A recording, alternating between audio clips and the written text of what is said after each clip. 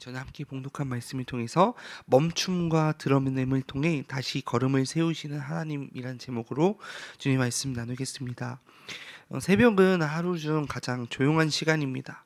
이 움직임이 멈추고 소리가 잦아드는 그 시간에 오히려 낮보다 더 선명하게 들리는 것들이 있습니다. 분주함 속에서는 지나쳐 버렸지만 고요함 속에 가만히 서면 마음의 깊은 곳에서 올라오는 생각들이 있습니다. 어쩌면 오늘 이 시간 하나님께서는 우리가 멈추어 서기를 바라셨는지도 모르겠습니다. 그것은 더 앞으로 가기 위해서가 아니라 잠시 멈춰야만 볼 수 있는 것들이 있기 때문입니다. 이스라엘은 여리고 전투에서 놀라운 승리를 경험했습니다. 무력을 사용하지 않았고요. 전략도 쓰지 않았습니다. 그저 하나님께서 말씀하신 대로 걸었을 뿐인데 성벽이 무너졌습니다. 하나님이 이루신 일들이었고 백성들의 마음에는 이제 우리에게 막힐 것이 없다라는 자신감이 자리 잡았을 것입니다. 그러나 성이 무너진 후에야 드러나는 것이 있습니다. 눈앞에 장애물이 사라져 버렸지만 마음 안에는 여전히 무너지지 않은 것들이 있었던 것입니다. 그때 하나님은 이스라엘의 발걸음을 멈추게 하셨습니다. 다음 전투로 향하기 전에 잠시 걸음을 멈추게 하신 것입니다. 전진이 일시 중단된 것이 아니라 다시 걸을 수 있도록 방향을 다시 바로 잡으시는 방법은 바로 하나님의 멈춤이었습니다. 하나님은 실패 속에서 멈추게 하신 것이 아니라 승리 이후에 멈추게 하셨습니다. 이 멈춤은 낙심이 아니라 회복을 향한 준비였습니다. 오늘 새벽은 그런 시간입니다. 더 달리기 위해서 조금만 천천히 걸으면서 마음을 점검하는 시간. 무엇을 더 잘하려고 하기 전에 무엇이 남아있는지를 바라보아야 하는 시간. 하나님께서 오늘 우리에게도 이스라엘에게 하신 것처럼 같은 일을 하신다면 그것은 책망이 아니라 바로 사랑입니다. 보지 못한 것을 보게 하시고 감추어졌던 것을 드러나게 하셔서 다시 걸을 수 있게 하기 위함입니다. 그렇다면 오늘 본문을 바라보면서 한 가지 질문이 떠오릅니다. 하나님께서 그들의 걸음을 멈추게 하셨던 그 자리에서 무엇이 드러났습니까? 눈앞의 성은 무너졌지만 그들 안에는 어떤 것이 여전히 무너지지 않았던 것일까요? 이제 시선을 조금 더 가까이 오늘 본문 안쪽으로 들어가 보고자 합니다. 이스라엘의 발걸음이 멈추어졌던 그 자리에서 드러난 것은 거대한 실수가 아니었습니다. 눈에 보이는 큰 반역도 아니고 누구나 알아차릴 만큼 분명한 범죄도 아니었습니다. 오히려 너무 작아서 깊이 숨겨져 있어서 아마 당사자조차 이 정도는 괜찮겠지라고 생각했을 만한 일이었습니다. 그런데 하나님은 그 작은 균열에서 문제를 보셨습니다. 성의 무너짐이 아니라 마음의 무너짐을 다루고 계셨던 것입니다. 아간은 전리품 가운데 보기에 아름다운 외투 하나를 발견했습니다. 그의 고백은 이렇게 시작됩니다. 내가 보았습니다. 그것이 좋았고 그래서 가졌고 숨겼습니다. 이 고백은 단지 하나의 행동을 설명하는 것이 아니라 죄가 자라나는 방식을 보여줍니다. 그 후에 그것을 숨기는 흐름, 에덴에서 하와가 금지된 열매를 바라보면서 보았던 장면과 놀랍도록 잘 닮아 있습니다. 죄는 대체로 이렇게 시작합니다. 행동 이전에 마음에 자리를 잡고 그 마음이 완전히 넘어가기 전에 하나님께 묻지 않은 채 결정을 내리는 순간이 시작됩니다. 아간은 하나님께 드려져야 할 그것들을 자신에게로 가져왔습니다. 하나님께서 내 것이다 라고 말씀하신 것들을 자신이 사용할 권리가 있다라고 생각했습니다. 더 나아가서 그 물건을 땅속 깊이 숨겼습니다. 보이지 않으면 문제도 되지 않는 것이 아닌가라는 생각 속에서 가장 은밀한 곳에 그것을 숨겼습니다. 그 순간 자신도 모르게 하나님이 아닌 자신을 기준으로 삼았습니다.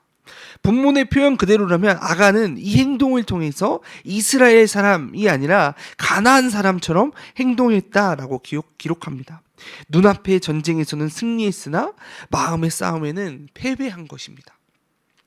이 사건에서 하나님께서 문제를 삼으신 것은 단순한 절도 행위가 아닙니다. 드러내지 않고 감출 수 있다라고 생각한 태도, 즉 하나님 앞에서 숨길 수 있다고 믿었던 마음 자체였습니다. 죄의 본질은 하나님보다 나 스스로가 더 잘 판단하고 여기고 생각하고 있는 순간 숨기려는 마음에서 깊어집니다. 그렇다면 여기서 우리는 자연스럽게 묻게 됩니다. 죄가 행동이 아니라 이 숨김에서 시작된다면 회복은 어디에서 시작될 것인가?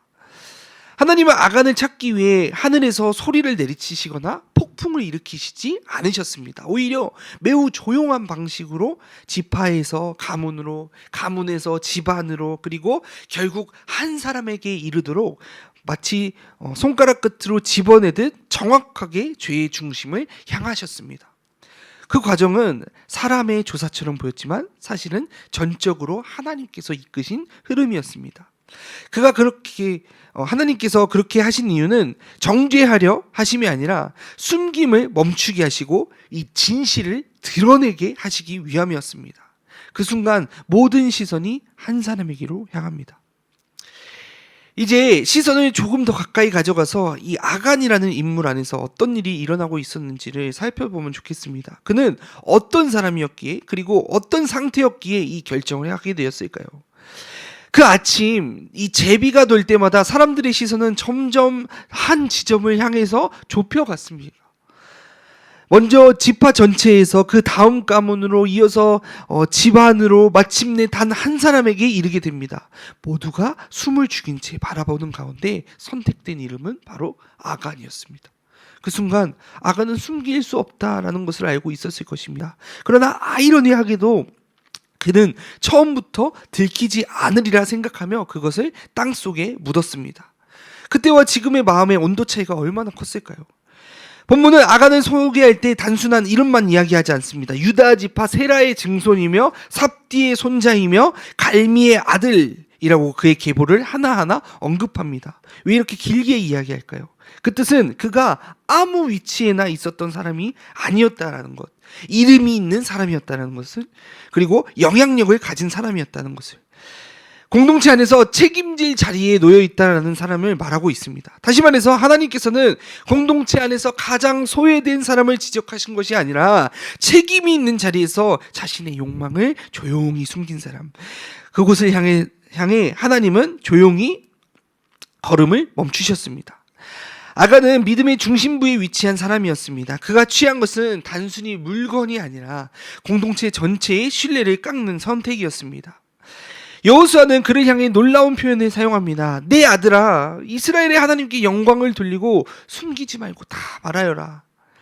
아간에게 그 말이 들렸을 때 마음속 깊은 곳에서는 어떤 생각이 들었을까요? 모든 것이 끝나는 순간이 아니라 어쩌면 하나님께서 마지막으로 주시는 기회처럼 들렸을지도 모릅니다. 숨기려 했던 것이 드러나는 것에 대한 두려움 속에서도 그것을 고백하는 회복의 가능성이 그에게 열려 있었다라는 것입니다. 참 흥미로운 것은 아간이 고백한 후에 하나님이 진노를 멈추셨다는 사실입니다. 행동이 드러난 것이 회복의 시작이 아니라 그가 감추려 했던 전리품을 드러내는 순간 하나님은 그를 통해 영광을 받으셨다라고 말합니다. 완벽함에서 영광을 받으신 것이 아니라 진실함 속에서 받으신 것입니다. 그때 사람들의 마음에는 이런 생각이 스쳤을지도 모릅니다. 아간만의 문제가 아니구나. 우리 안에도 보이지는 않지만 묻혀있는 것이 있을 수 있겠구나.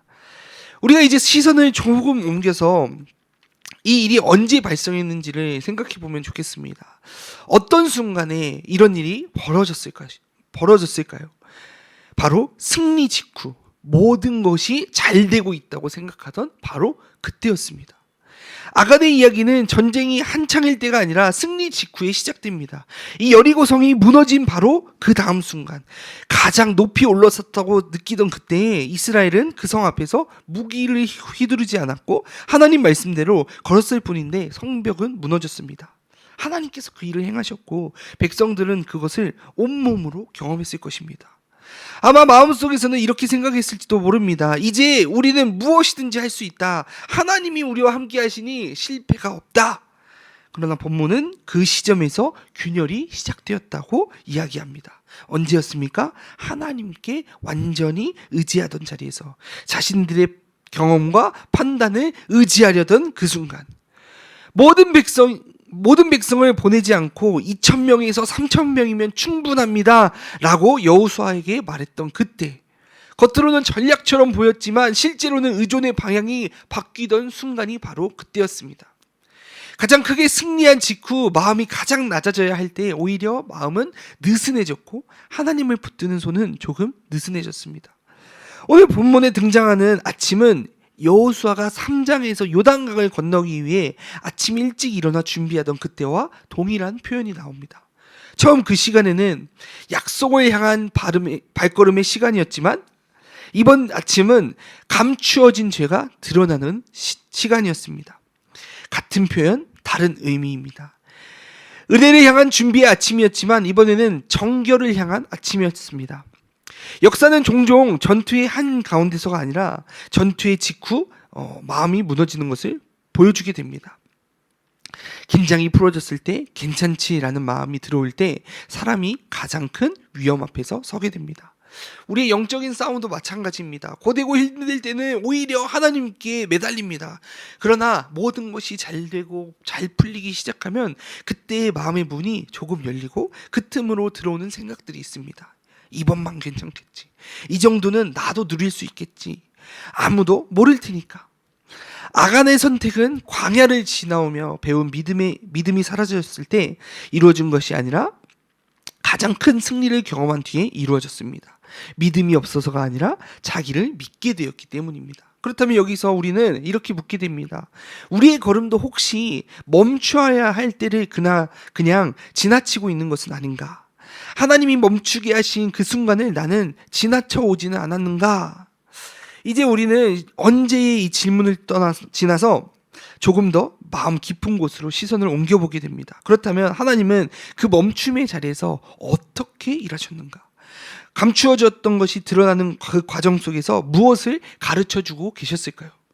하나님은 아간의 죄를 드러내실 때 소리를 높이지 않으셨습니다. 하늘에서 천둥이 울리지도 않았고 갑작스러운 재앙이 임하지도 않았습니다. 오히려 매우 조용한 방식으로 그리고 정교하게 마치 한 겹 한 겹의 천을 벗기듯 그 중심으로 다가가셨습니다. 지파에서 가문으로, 가문에서 가족으로, 그리고 결국 한 사람에게로. 사람들은 그 과정을 보면서 말할 수는 없어도 마음이 점점 무거워졌을 것입니다. 그런데 그 과정을 생각해 보면 바로 하나님이 직접 짚어내어 주신 방식이었습니다. 사람의 추리나 판단이 아니라 하나님이 직접 죄를 향해 손가락을 뻗으신 것입니다. 마침내 그 순간 여호수아가 아간을 바라보며 말합니다. 이스라엘의 하나님께 영광을 돌리고 내가 한 일을 조금도 숨기지 말고 말하여라. 여기서 우리가 주목해야 할 표현은 영광을 돌리라는 말입니다. 그 영광을 돌리라는 그 말이 고백을 요청하라는 표현이라는 것입니다. 요한복음에서도 이 바르세파 사람들이 이 맹인에게 하나님께 영광을 돌리라라고 했을 때 그것은 사실 그대로를 말하라는 의미였습니다. 하나님은 찬양보다 정직을, 숨김보다 정직을 드러냄을 통해 영광을 받으십니다. 완벽함이 아니라 진실함 안에서 하나님은 다시 일하십니다. 아간은 그 자리에서 고백합니다. 숨으려 했던 사람이 더 이상 숨길 수 없었던 그 순간에 내가 보았습니다. 탐이 났습니다. 그래서 가졌고 숨겼습니다. 그는 그 순간 하나님 앞에서 모든 것을 내어놓았습니다. 그 고백이 이루어지자 사람들은 즉시 장막으로 달려갑니다. 물건을 꺼내면서 이렇게 이야기합니다. 여호와 앞에 그것을 펼쳐놓았다.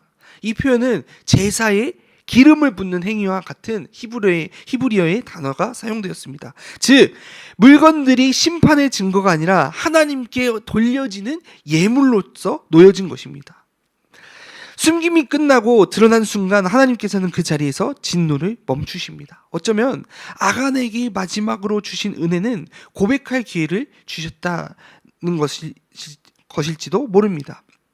하나님은 죄를 찾아서 정죄하시는 분이 아니라 숨김이 끝나는 자리에서 회복을 시작하시는 분이십니다. 진노는 고백까지 기다렸고 드러남 이후 멈추었습니다. 그때 이스라엘 백성들은 깨닫기 시작합니다. 죄는 행동 이전에 숨김으로 시작되었지만 회복은 드러남으로 시작된다라는 것을 말입니다.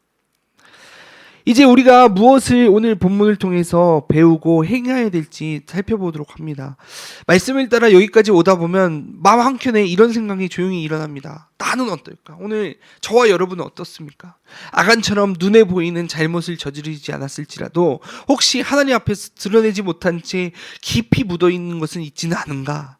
신앙이 무너져서가 아니라 오히려 이 정도쯤은 괜찮겠지라고 여겼던 순간들, 그 속에 작은 균열이 생겼던 것은 아닐까?